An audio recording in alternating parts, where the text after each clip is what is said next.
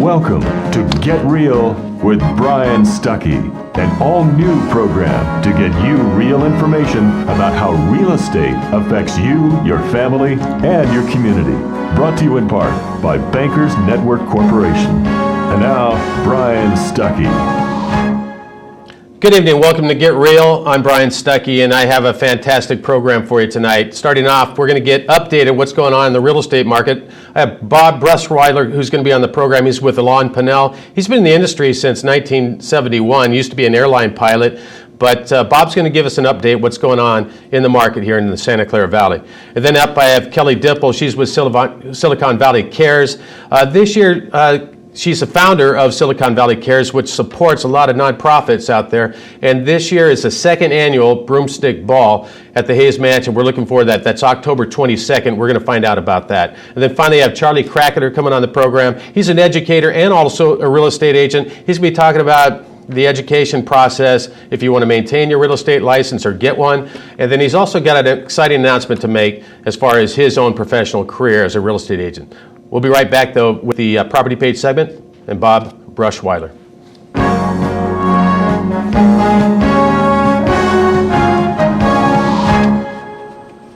Bob Brushwayler is my guest. He's with Alain Pinel. He was a Navy pilot way back in the day, and then he went into the commercial side of being a pilot in the airline industry. And then in 1971, he became a real estate agent, has been practicing ever since. Bob, welcome to the show, first of all. Thanks. My privilege to be here with you, Brian. Thank you very much. We had a transaction recently, and I had someone who was on the other side.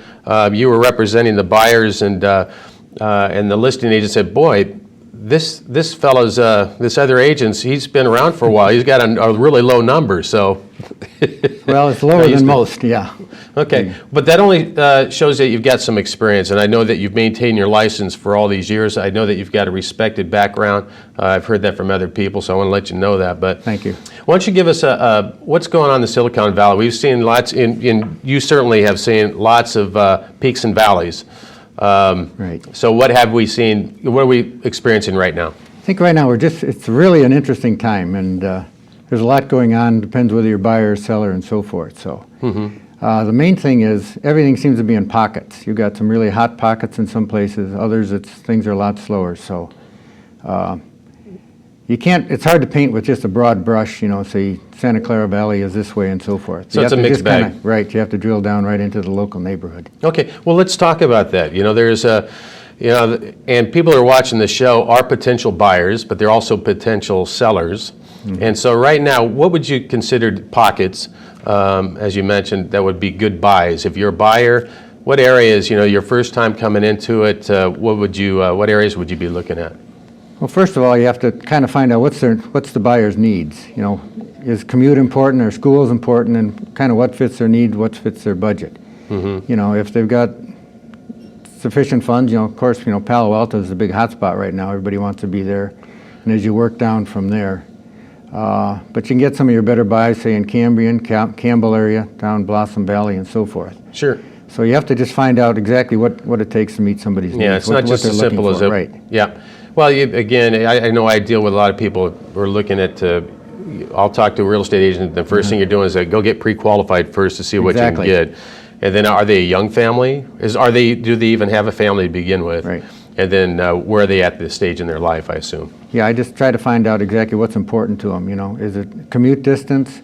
Is it size of a yard? So many bedrooms and so forth. And the kids, how important are the schools and so forth? Schools are always important. That seems to be the driving force around here, the school API scores. Yep. Well, let me ask you, it's like I grew up in the Cupertino School District.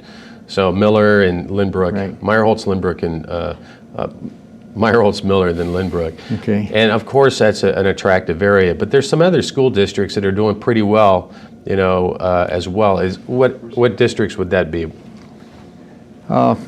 Campbell. Campbell has some good schools, and even in the districts, there's quite a variety right in the scores in the different schools. Okay. Sunnyvale has schools that some people really want, and others are less desirable for them. Mm-hmm. And Palo Alto, Los Altos, very desirable school. Los Gatos, Saratoga, all these And of course, Cupertino just seems to be sort of the bellwether with everybody. Sure. Well, they're internationally known at this Right, point. So, yeah. now, what about it further out too? Is that a lot of times when I talk to clients, it's just, you said, well, if you don't mind living outside the area, like even as far as Evergreen, or outside, Campbell's desirable because they don't have a lot of inventory there. Yeah. Well, Evergreen right now is actually kind of a hot area. It's really Okay. more or less a seller's market compared to some of the other areas that are Okay. right surrounding Evergreen. Evergreen's got some good school scores. They've got some new schools, a lot of new housing going in there. So if people can handle the commute for their work, it's a good area to be in. Yeah, you might not want to be in Evergreen if you have to commute to Palo Alto or If something. you've been like on that. 85 Yeah. or 101 at different times, right? That would discourage you a little bit. Yeah. What about sellers? I mean, there's probably still areas that are holding their value. You just mentioned Evergreen. So what would be some other areas that Of seem to course, be the holding? ones, the classic ones, starting with Palo Alto. Palo Alto seems to always be the bellwether. When prices go up or down, it sort of leads the pack, and from Palo Alto, you kind of move down through Los Altos and Cupertino, Saratoga, and then down toward Los Gatos. So right now, Saratoga and Los Gatos are a little slower. You can get a little better buys there right now, where Palo Alto is much more of a seller's market right now, and then also along with Mountain View and Sunnyvale, too, and of course, Cupertino. And that's what you're saying, that maybe if you're starting a new family, you're not going to go to Palo Alto unless you're working with Google or something like that. Yeah. But maybe some people are looking to go ahead and upgrade. They've been dying to get up in the hills. I know it's difficult because they want to sell at the peak and buy at the valley. Well, if you can do that, it's always great. But right now, if you're upgrading, it's a great market because even though it might be down from where it was a couple years ago, the difference between what you're selling and buying is smaller, so it makes it a lot easier to upgrade. And with the interest rate, it's a great, interest rates being so low right now. It's a great time to upgrade for people. A little more attractive. Oh, yeah. Last thing is that what would you recommend to buyers who are looking to purchase something right now? First thing, of course, is get pre-qualified so they know exactly, because I tell buyers, if you want me to go in and represent you with any strength, I've got to know that I can depend on the lender. So it's got to be a good lender that I know that I can depend on will produce. Then it's almost like a cash deal, but it's never going to be as good as a cash deal. But first thing is to get pre-qualified. And then get an idea of what are they looking for in neighborhood? What do they really feel like?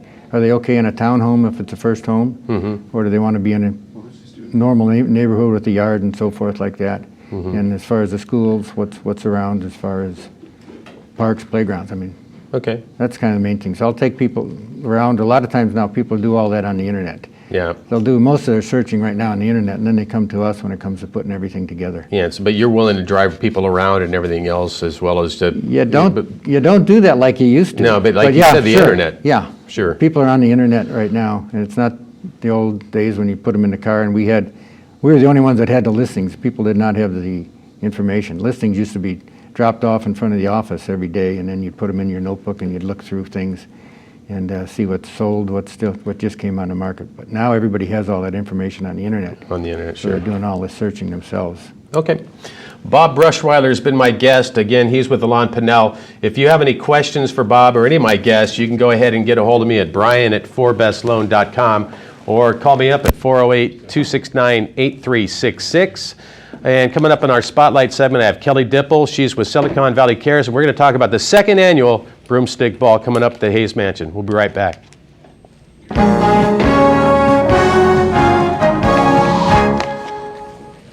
Kelly Dippel is my guest, and she's, again, with Silicon Valley Cares, and we're going to talk about the second annual Broomstick Ball held at the Hayes Mansion, October 22nd. That's a Saturday, and, it's only $150, Kelly, which I think that's phenomenal. Thank you. I know you sold out last year. We did. And We you're did. right on track to do that again, but have a little bit higher expectations. Absolutely. So last year was our first year.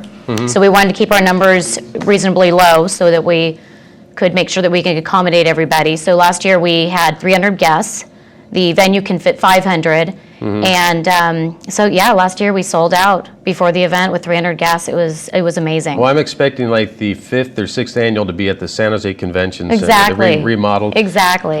First of all, let's talk about, you founded Silicon Valley Cares. I did. Okay, so, and why don't you tell us a little bit about, Silicon Valley Cares, what you do, how did it start out?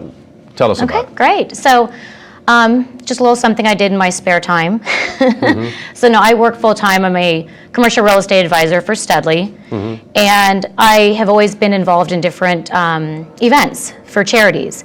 And last year I felt like, I was spending time with so many different charities, it was just too much. And I thought it would be really nice if there was something like the Silicon Valley Charity Ball used to be, where we could bring everybody together, raise money for nonprofits, especially in these struggling times. And I thought, Halloween, it's a no-brainer. Yeah. Everybody loves Halloween. I love Halloween. It's my favorite holiday, for God's sake. So I just thought, this was a perfect way to make money, and I just went with it. And Yeah. it worked out really, really well.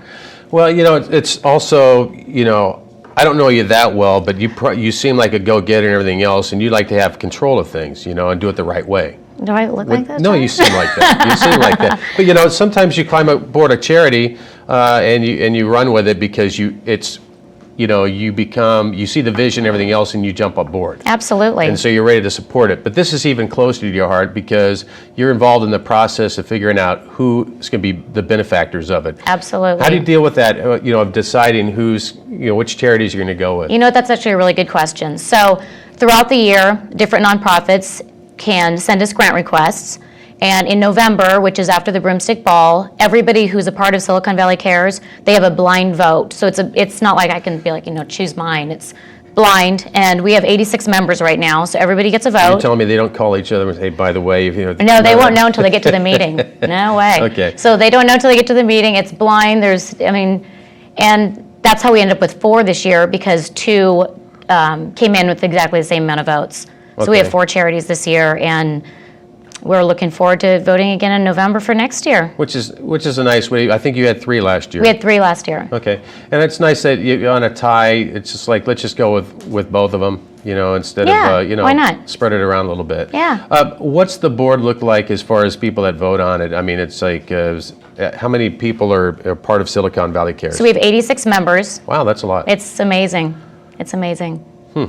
Yeah. Well, and then so they each have an individual vote? So every member, it's not the board, it's every member of Silicon Valley Cares has a vote in this process to choose which charities we're going to be raising funds for. That way everybody has ownership, Okay. and they want to work towards this goal for next year. Okay. Well, tell us a little bit. I know that people had a blast, at this last year. I'm hoping to go this year. Yeah. And first of all, it's again, Saturday, October 22nd. That's at the Hayes Mansion. Right. It's $150, which is fantastic for something that this magnitude and who it's Absolutely. going to benefit. But it's when people, there's just some people that aren't going to want to dress up. I mean, are they going to get through the door? If, or Absolutely. can they just go ahead like get a, one of those eye Mask or things, something. whatever. Absolutely. You know what? Last year there was all types of costumes. I mean, some of the, like there was an attorney that came and he dyed his body red and put suction cups on his head, and he was, a devil. It's just like anything goes. Anything goes. It was amazing. Some people wear, like a hat if they don't want to get dressed up. Me, I love to get dressed up, so I'm all over Can we it. see that okay? Is this actually what you wear, Kelly? No, I go all out. Okay. Sorry about that. Frank, sorry about that. But you go all out? I go all out. Okay. I don't know what I'm going to do this year, but we'll figure it out. Well, I hate to tell you, but this is usually my Halloween outfit. I'm wearing this all the time, and I wear a long wig, so I'm a rock star, and put shades There you on. go. So anyway, that's my standard outfit. So when people walk through the door, I know it's going to be impressive. I've seen clips of it. Right. And so when they walk through the door, what are they going to see in case they haven't seen any clips on this? So it's actually a really fun night. It's all about fun. It's all about networking. It's all about entertainment. So you walk in the door and there's music. There's a silent auction. There'll never be a live auction. I just don't think Which is that's uncomfortable for a lot of people who have to sit through that. Yeah. So it's just going to be fun. It's this year we are adding 2 major raffles, or you can call them broomstick ball sweepstakes. I got it. But we have 2 major items that we're doing this year. One is going to be a week vacation to Atlantis with round-trip transfers in a limousine from here to the airport, and also transfers from the Bahamas to Atlantis round trip. And we're working on air, and I'm 99% sure we're going to have 2 first-class airline tickets to go with this package. Wow, okay. And this has been donated by Mike Bergstrom with Lincoln Construction. And then we also have a instant wine cellar, which is going to be different bottles of wine and champagne valued at over $5,000, and that was generously donated by Joseph George. Yeah. Now, when you said sweepstakes, though, is this like a raffle thing? Are these items raffled? This isn't silent auction stuff. No, this will be a raffle type. Okay. All right. Well, we're looking forward to all that. I do want to go back again and where people's they're going to have a blast. There's no doubt about it. And hopefully they bring their friends along and everything else to where it's and meet some new friends, like you said, networking and everything else. But I want to talk about the 4 groups again that are going to be benefactors of Absolutely, this. please. Let's talk about Almaden Valley Counseling Service. So Almaden Valley Counseling Service is a counseling service. They provide counseling to over 45 zip codes. People sometimes get confused because it says Almaden, and it's not just Almaden. Okay.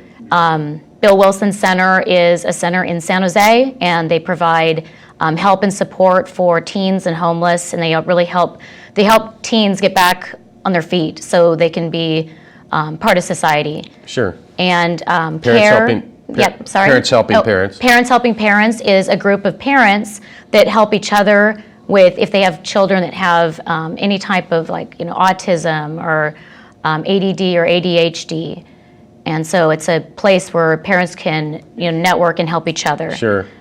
And then the final one is Companion Animal Rescue Efforts. So CARE is located in Campbell, and it's a kind of like a smaller version of the Humane Society, and they really don't get any major funding, but they take in abandoned pets or wounded animals, and they provide shelter and they provide homes for them. Okay.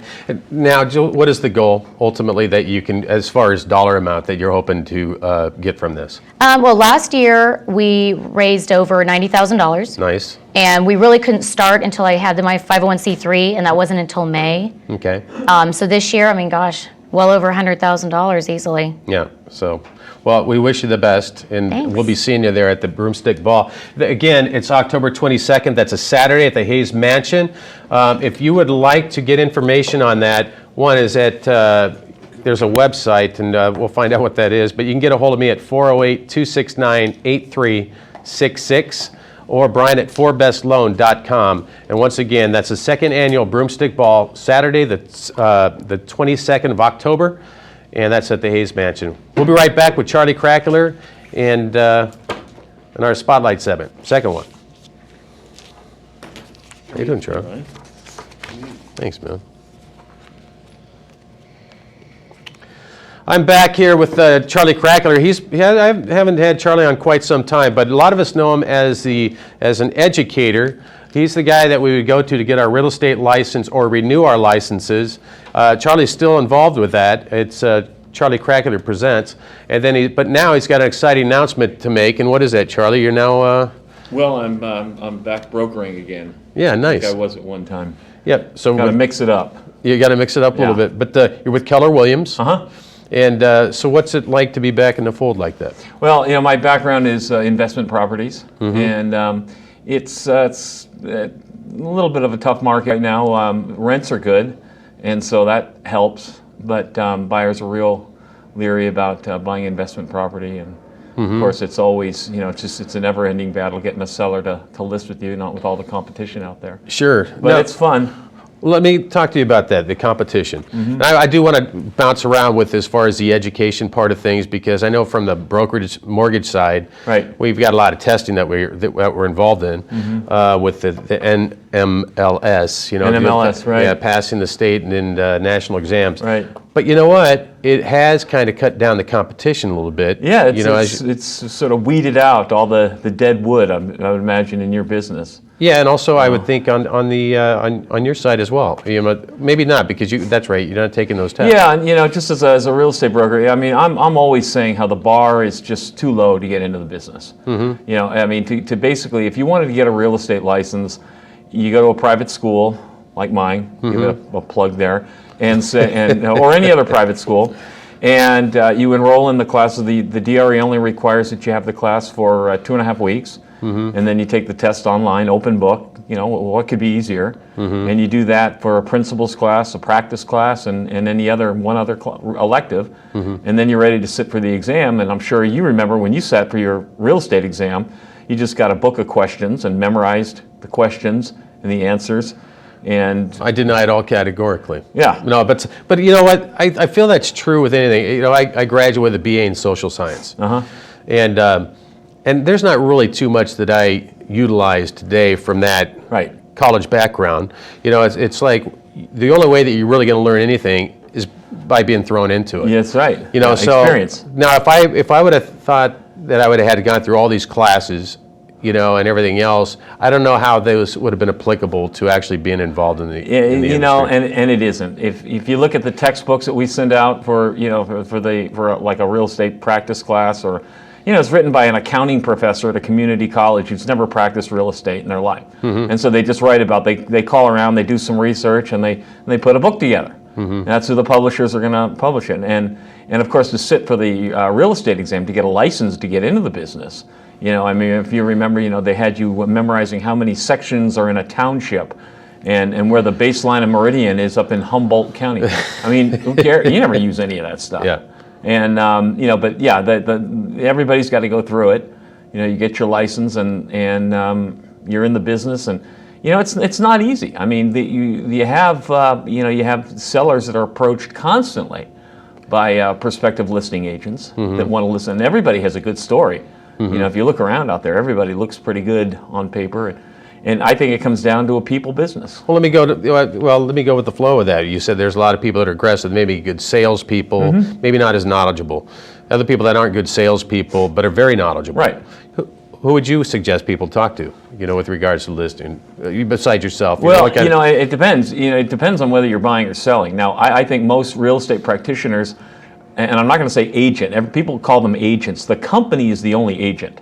Everybody else in the company is an associate licensee or a practitioner. So if you're working with a seller, if a seller is looking for somebody who to list their property, they've got to have somebody who understands all the disclosures. And since the Easton case back in the 80s, California has become more and more and more of a, not a caveat emptor state, a seller beware, broker beware state. I think in a real estate transaction, the one person who is at risk, who has the greatest amount of liability, is the seller, because in California there is so much onus on the seller to disclose everything to the buyer. And the most common basis for a lawsuit in a real estate after a real estate transaction, you talk to 9 out of 10 real estate lawyers will tell you it's buyers suing sellers for non-disclosure of material facts. Because the seller didn't disclose something, the buyer moves in and finds out about it, and now they're mad. Which is interesting. How can they prove that, though? That's a good question, and that's where good lawyering comes in. That's why you pay your lawyer $400 an hour to prove that you didn't know. Yeah. But basically, the seller is only responsible for disclosing what they know. Now, the broker is actually responsible for disclosing what they know, and as the courts would say, what they should have known as a reasonably competent, diligent real estate practitioner. Well, that goes to talking about raising the bar, that if you're going to list a house for somebody as the realtor, what level do you go to investigate or ask these questions? That's the question. Wouldn't that be kind of thrown over onto that agent? Not agent. Realtor. Yeah, right, realtor, practitioner. The sales executive, as some of them prefer to be called. A lot of sellers make the mistake of listing with their next door neighbor's nephew who got his real estate license. Yeah. And they want to help him out. Stupidest thing they could do. Yeah. That's the easiest way to get sued, is to have an inexperienced, unknowledgeable agent. Experience is king. I want to talk to you. We're running out of time here, but now education's one thing. You're not involved with the NMLS, so anybody who's got their. I've gotten, for some reason, the Department of Real Estate's the one who put out the notice, and I'm getting a lot of calls from a lot of mortgage brokers. That's what I just want to dispel that, or you will be. Oh yeah, I have to. It's calling to me. Okay. But in the meantime, you are now with Keller Williams, and one is you just want to get back into the fire. Is it? Well, it's funny. I was doing a seminar about a couple months ago, and I'm sitting there talking to them about professional standards and agency relationships and risk management, and everybody in that audience is a real estate practitioner. And I thought, I spend all my time on the road speaking. I should go back into practice so that I have an edge. And because I practiced for a lot of years, and then when my speaking business took off, I kind of let it go. And after I was a manager, I didn't want to sell anymore. But then I thought, I should probably get back into the practice and experience some of these deals, because the business has changed. I was talking about things that happened 10 years ago. Yeah. I thought I need some new stories. Yeah. I need some new material. So it's a sharpen. One sharpens the other. Yeah. I would think on something like this. Yeah. So now are you going to specialize in any particular area? Probably my area. I've always lived my whole life in Los Altos, so probably Sunnyvale, Los Altos, Menlo Park, Palo Alto area. Okay. Where people still have equity in their homes. Sure. And where I know everybody, so it's good. You're highly respected. Most people know who you are because they've taken your education classes. So best of luck, Charlie, with moving forward in the with Keller Williams. Unfortunately, none of those people can list or sell with me, right? Because they're all licensees. Well, I'm sure you're going to land on your feet and do very well. So thank you. Charlie Krackeler has been my guest. If you have any questions for Charlie or any of my guests, then go ahead and get a hold of me at 408-269-8366. I want to thank Bob Brushwayler for coming on to give us an update what's going on in the market. I want to thank Kelly Dippel. Remember, October 22nd, that's a Saturday at Hayes Mansion, is the second annual Broomstick Ball, and it's going to be a blast. It's only $150, and it supports 4 key nonprofits. And then Charlie Krackeler, who's made his announcement, he's with the Keller Williams, and he's also doing his education. If you want to get your real estate license or you need to renew, he's the guy to use. 408-269-8366, Brian at 4bestloan.com. We'll see you next week on Get Real. Good night.